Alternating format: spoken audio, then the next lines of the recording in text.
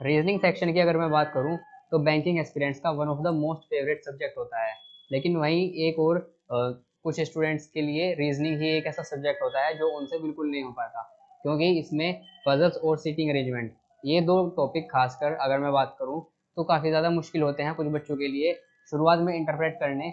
लेकिन जैसे जैसे इनकी प्रैक्टिस अगर हम सही तरीके से करते चले जाएं तो ये दोनों टॉपिक्स ही हमारे मोस्ट स्कोरिंग टॉपिक्स हो जाते हैं हमारे रीजनिंग सेक्शन में। सो फ्रेंड्स, मेरा नाम है Hritik Gahlot and welcome back to my channel रोय केमी।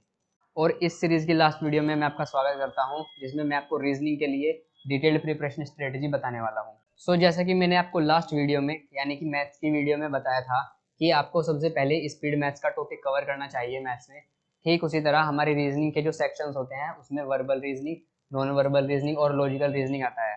सो नॉन वर्बल रीजनिंग में क्या होता है, जो क्वेश्चंस और जो आंसर होते हैं उनमें आपको कुछ भी रीड करना नहीं होता, कुछ भी आपको कॉम्प्रिहेंशन रीड करनी नहीं होती, आपको केवल क्वेश्चन देखना होता है और जल्दी से जल्दी उसके आंसर्स मार्क करने होते हैं।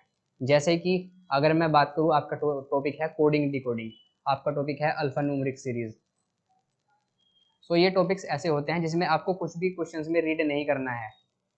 और अगर मैं बात करूँ वर्बल रीजनिंग की, तो ये क्वेश्चंस ऐसे होते हैं जिसमें आपको एक कॉम्प्रिहेंशन पढ़ के आपको क्वेश्चन को समझना होता है। जैसे कि मैं बात करूँ ब्लड रिलेशन, आपको पूरा पैराग्राफ पढ़ना पड़ेगा, उसके हिसाब से उसका डायग्राम बनाना पड़ेगा।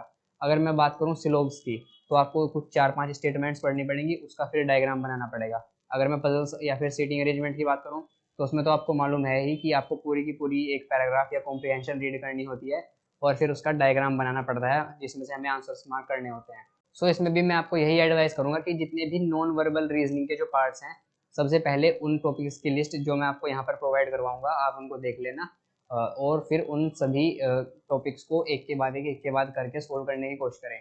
जब आपका नॉन वर्बल वाला पार्ट हो जाए, मैंने आपको बता रखा है, सबसे पहले आप लेक्चर्स देख के या तो सीखेंगे या फिर कोचिंग में जाकर सीखेंगे, जैसे भी आप तैयारी कर रहे हैं।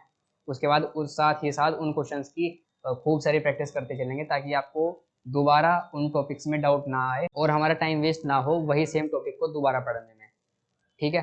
तो जब हमारा non verbal reasoning part complete हो जाएगा, तब हम आएंगे अपने वर्बल पार्ट वाले सेक्शन पर, क्योंकि नॉन वर्बल कंपेयर अगर हम करें वर्बल पार्ट से तो थोड़ा सा ईजी होता है। ये एक साइकोलॉजिकल स्ट्रेटजी भी होती है, जब भी हम पढ़ना स्टार्ट करें तो पहले आसान टॉपिक्स को लेना स्टार्ट करें, उससे क्या होता है हमारा सब्जेक्ट में इंटरेस्ट डेवलप हो जाता है।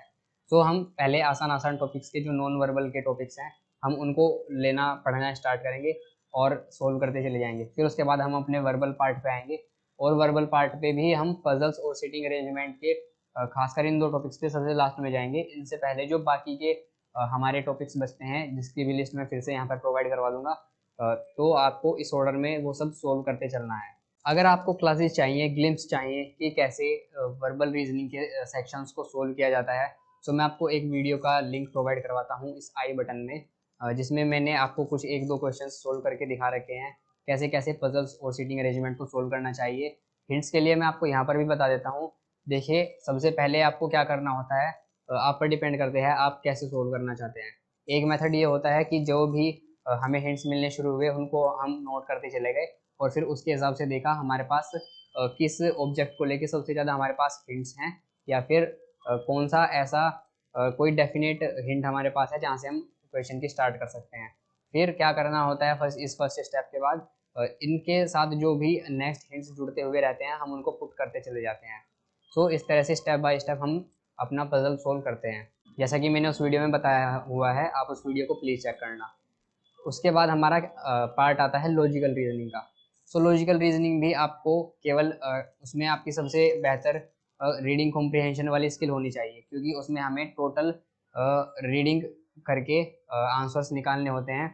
अगर हमारा स्टेटमेंट एंड कंक्लूजन का क्वेश्चन है, तो हमें ये बात दिमाग में बैठानी होगी कि जो भी हमें कंक्लूजन दिए हुए होंगे वो सिचुएशन के बाद के होंगे, क्योंकि कंक्लूजन हमेशा स्टेटमेंट के बाद निकलता है। अगर स्टेटमेंट एंड अजम्पशन का सवाल है, तो हमें उस स्टेटमेंट को पढ़ के ऐसा दिमाग लगाना पड़ेगा कि उस सिचुएशन पे आने के लिए क्या अज्यूम किया गया होगा, जो हमारे पास वो सिचुएशन या वो स्टेटमेंट आ गई। सो इस तरह से टॉपिक्स के मीनिंग्स को क्लियर करते हुए चलिए और ज़्यादा से ज़्यादा क्वेश्चंस की प्रैक्टिस कीजिए। मैंने खुद अपनी प्रिपरेशन के दौरान क्या देखा है कि बहुत सारे एस्पिरेंट्स लॉजिकल रीजनिंग वाला जो पार्ट होता है उसको स्किप करके चलते हैं, क्योंकि अगर आप प्रीवियस ईयर पेपर्स में भी देखेंगे तो मैक्सिमम 4 to 8 क्वेश्चंस आते हैं हमारे लॉजिकल रीजनिंग से। एंड हमारे पास टाइम होता है 1 आवर का, तो उसमें हमारे पास टाइम अच्छा खासा होता है, लेकिन उसी के हिसाब से क्वेश्चंस का लेवल भी इतना ज़्यादा अप होता है कि हमें पहले यही डिसाइड करना होता है कि कौन से क्वेश्चन अटैम्प्ट पहले करें। मैंने भी इनफैक्ट अपनी स्ट्रेटजी में यही रखा था कि जो भी हमें रीजनिंग का सेक्शन सोल्व करना है उसमें मैं सबसे पहले वही अटैम्प्ट करूंगा जो पार्ट मेरा सबसे स्ट्रॉन्ग है, जो कि नॉन वर्बल और वर्बल रीजनिंग का पार्ट था, पजल्स और सीटिंग अरेंजमेंट ये सब, और जो हमारे मिसलेनियस क्वेश्चंस बचे वो वाले। और मैंने खुद भी जो लॉजिकल रीजनिंग का पार्ट था वो सबसे लास्ट में ही अटैम्प्ट करने की स्ट्रेटजी बनाई थी। लेकिन जैसा कि मैंने आपको फर्स्ट वीडियो में बताया था कि हम कोई भी सिलेबस का पार्ट नहीं छोड़ सकते, क्योंकि आजकल कंपटीशन इतना ज़्यादा है, जहाँ पर भी हम कुछ छोड़ेंगे तो सीधी सी बात है कोई और होगा जो उस पार्ट को कवर कर रहा होगा और वो कहीं ना कहीं हमसे आगे हो जाएगा। इसलिए कम से कम उतना ज़रूर कवर करते चले जो हमारा पूरा का पूरा पेपर अटेम्प्ट हो पाए, मैक्सिमम अटेम्प्ट हो पाए। सो जल्दी से मैं आपको एक क्विक रिवीजन दे देता हूँ। रीजनिंग की तैयारी करने के लिए आपको अपने हिसाब से तैयारी करनी है। कुछ लोग पजल्स और सेटिंग अरेंजमेंट ये केवल एक सेक्शन मानते हैं और जो बाकी सब बचा वो सब अलग सेक्शन मानते हैं। आप पे डिपेंड करता है आप किस तरह से तैयारी करना चाहते हैं।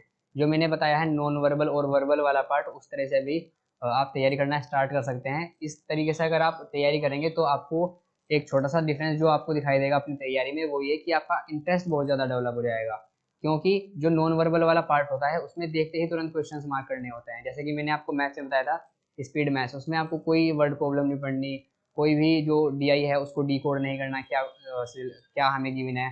अगर आप नंबर सीरीज का क्वेश्चन है तो देख के सीधा हमें सोल्व करना स्टार्ट कर देना है। अगर सिंप्लीफिकेशन का क्वेश्चन है देख के हमें सीधा सोल्व कर देना स्टार्ट कर देना है। इसी तरह कोडिंग डिकोडिंग में भी होता है। अगर चाइनीज कोडिंग डिकोडिंग है तो हमें हर एक वर्ड्स के जो है कोड पता करने पड़ेंगे। अगर अल्फा न्यूमेरिक सीरीज का क्वेश्चन है तो सीरीज को एक बार देखते ही हमें सीधा क्वेश्चंस पे जाना है और फिर क्वेश्चंस को रीड करके हमें पता लगाना है कि उसमें किस तरह से आगे अप्रोच करनी है क्वेश्चंस के अकॉर्डिंग। सो इससे क्या होगा, आपका रीजनिंग में इंटरेस्ट डेवलप होगा। पढ़ने की स्ट्रेटजी आपको सेम रखनी है। एक टॉपिक को अगर आप 3 से 4 दिन लगाकर पढ़ते हैं तो उन 3 से 4 दिन में रोज मिनिमम 50 to 100 क्वेश्चन लगाइए, ताकि उस टॉपिक पे इतनी अच्छी पकड़ हो जाए ताकि उसको दोबारा उठा के ना देखना पड़े और हमारा टाइम वेस्ट ना हो। ऐसे टॉपिक बाय टॉपिक अपने सब्जेक्ट को लेते हुए चलिए। जिस दिन भी जो टॉपिक पढ़ रहे हैं उसी दिन उसके बहुत सारे क्वेश्चन अटैम्प्ट कीजिए ताकि दोबारा ना पढ़ना पड़े।